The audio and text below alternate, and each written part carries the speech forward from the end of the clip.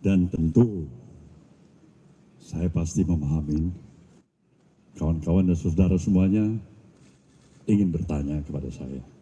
Selaku pucuk pimpinan partai ini, saudara boleh bertanya apa saja. Terima kasih. Nah, lalu lintas ini harus kita atur baik-baik. Ya, Tatang, Kompas, Andika, Ilman, mana TV mana? Ya, 3 dulu ya. Silakan Tatang.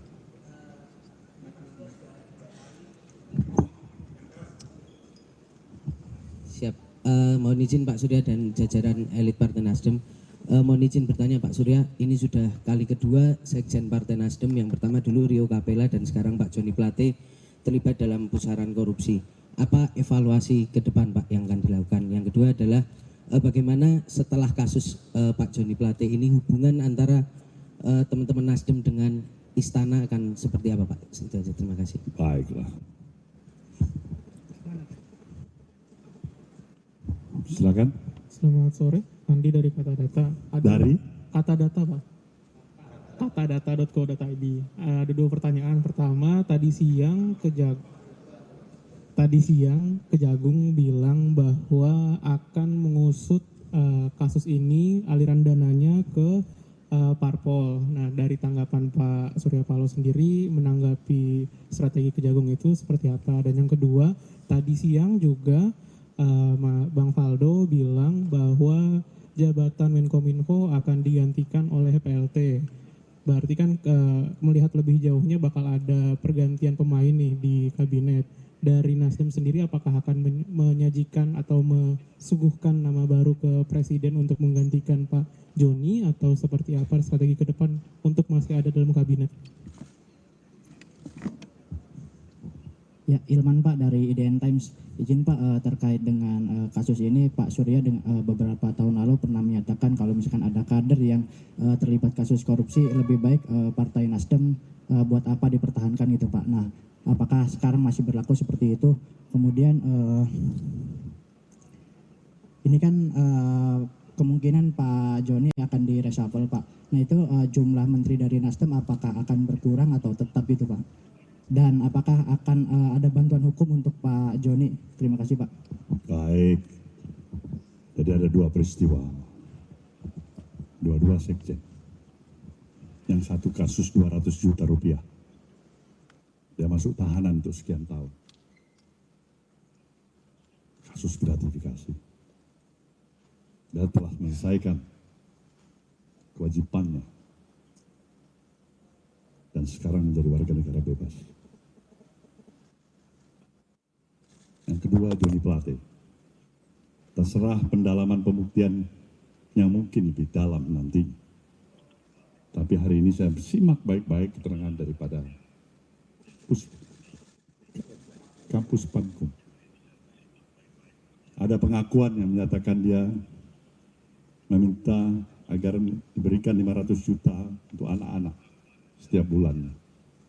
Dengan proyek kerugian negara yang 8 triliun. Ya, kalau tidak ada pendalaman lebih lain untuk menemukan bukti-bukti yang lebih memberatkan, ya semakin sedih lagi kita. Terlalu mahal dia untuk diborgol dalam kapasitas dirinya. Sebagai menteri, sebagai sekjen partai, terlalu mahal. Terlalu mahal. Kita tetap menganut ajas praduga tidak bersalah. Tidak ada di antara kita yang memastikan diri kita ini terlepas dari kesalahan, kesilapan, kebodohan, bahkan dosa. Itulah arti kehadiran kita sebagai manusia biasa. Kita berupaya yang sebaik-baiknya, sekaligus menjawab pertanyaan teman-teman kedua dan ketiga tadi. Bahwasanya kita tidak mampu untuk menjamin pasti akan tidak lagi terulang. Tapi niat baik kita juga tidak pernah padam.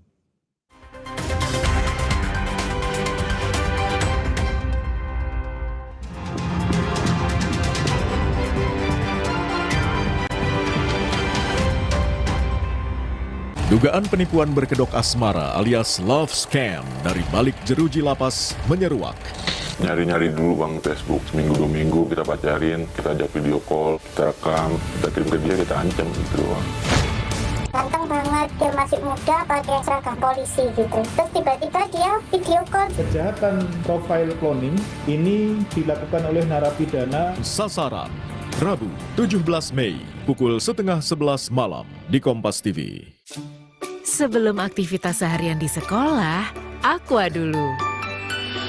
Diciptakan oleh alam, 100% murni air mineral pegunungan. Untuk kesehatan keluargaku, Aqua dulu. Kita tegar. Sakit kepala, menangkan hari kita dengan Bodrek. 5 oke-nya Bodrek, cepat redakan sakit kepala, dapat diminum sebelum makan tanpa ngantuk. Bodrek, ahlinya redakan sakit kepala di Indonesia. Aku dituntut selalu ekstra cepat, ekstra siaga. Saat sakit kepala mencengkram, aku selalu siap Bodrek Ekstra. Segera meredam sakit kepala mencengkram. Bodrek Ekstra, andalanku. Kopi Luwak mendukung timnas mendunia di Uzbekistan. Puas tendangnya, puas nikmatnya, puas kualitasnya. Puas semangatnya. Gak kemanisan, mantap. Ngopi di rumah aja bersama Tarik Malaka. Ngopi dulu yuk. Ini baru kopi Tarik asli. Luwak kopi. Kopi nikmat, nyaman diminum. Di tanganmu, botol plastik bekas bisa jadi baru lagi. Seperti tas, baju, hingga sepatu ini. Bersama gerakan ekonomi sirkular nasional Le Mineral, mari mulai kebiasaan baru memilah sampah plastik dari rumah, menyalurkan lewat aplikasi, pemulung, ataupun bank sampah. Sampah plastikmu memberi nilai tambah untukmu dan juga untuk mereka. Dengan langkah sederhana, pisahkan sampah sesuai jenisnya, sampah organik, plastik termasuk PET, kertas, dan kaleng, lalu salurkan. Sampah plastik yang terpilah. Atas bawah, siapa saja yang terlibat. Periksa juga seluruh unsur yang ada di institusi manapun, termasuk Partai Nasdem ini. Nasdem welcome itu. Kita menyambut itu. Dan berikan juga hukuman yang setimpal. Tanpa ada leg spesialis dalam pengertian privilege. Si A boleh diperiksa, si C tidak boleh diperiksa. Semakin sedih lagi kita. Semakin sedih. Tapi kalau transparansi itu dilakukan dengan kemampuan profesionalisme Kejaksaan Agung kita, yang bebas juga dari intervensi siapapun, dan juga kepentingan politik dari manapun, kenapa kita tidak berikan dukungan sepenuhnya? Jadi kalau kawan-kawan tanya, Nasdem mau berikan dukungan sepenuhnya atau setengah? Saya bilang totalitas kita akan berikan dukungan itu. Agar semua kita tuntaskan. Kalau enggak sia-sialah kita untuk menginginkan dan memperjuangkan suatu misi besar, membawa kemajuan bangsa dan negara, menjaga demokrasi negeri ini, dan memperjuangkan rasa keadilan yang sesuai dengan komitmen kebangsaan kita. Itu kira-kira. Pak, pertanyaan Pak dari saya, sini Pak, Ramli dari Times Indonesia. Saya pengen minta tanggapannya dari Pak Surya Paloh tentang yang sudah ramai di media sosial. Ini kan sudah dikomentari oleh semua masyarakat Pak, bahwa kasus ini ada intervensi dari kekuasaan dan salah satunya karena ada pandangan politik yang berbeda antara Pak Surya Paloh, mungkin ya kedua Anies, dan pemerintah mungkin ke salah satu kandidat. Mungkin itu Pak. Bagaimana tanggapannya Pak? Tanggapan saya ini sebenarnya harus mengkaji ulang. Apakah itu benar? Saya pikirkan ulang. Di dalam proses itu saya berkontemplasi. Sampai sejauh ini saya berpikir positive thinking, nggak ada itu intervensi. Sejauh ini. Tapi kita nggak tahu esok hari. Kita nggak tahu siapa yang garanti bahwa kasus ini tidak diintervensi. Mungkin sekarang, saat ini tidak. Besok, lusa, minggu depan, bisa saja terjadi. Jadi tanggapan saya, semuanya, apabila kita sayang pada negeri ini, buanglah kepentingan subjektivitas, buanglah kepentingan sesaat. Jika memang kepentingan strategis yang lebih besar menunggu kehadiran kita. Itu. Izin Pak, saya Adi dari TV One ingin bertanya mengenai pencalegan Pak Johnny Plate. Apakah ada pengaruh dan elektabilitas Nasdem mengenai pencalonan Anies, Pak? Terima kasih. Ya, kawan-kawan tahu itu. Sebenarnya pertanyaan Anda bisa jawab, ya, pengaruh pasti ada. Ini institusi partai politik yang dibangun oleh kekuatan persepsi dan keyakinan publik. Salah satu faktor atau key factors yang menentukan sekali. Kalau wartawan, barangkali kawan-kawan wartawan, ya mempunyai opini. Nasdem itu memang udahlah, memang itu partainya bullshit, itu nggak ada artinya, itu lemah, itu salah, itu bohong, itu memang nggak perlu kita hukum, itu rusak itu elektoralnya. Tergantung bagaimana kita membangun persepsi publik, dan itulah peran rekan-rekan institusi pers yang saya nantikan dan saya harapkan, pers yang bebas dan tetap mempunyai rasa tanggung jawabnya, tapi pada profesionalisme dan etik yang kita miliki.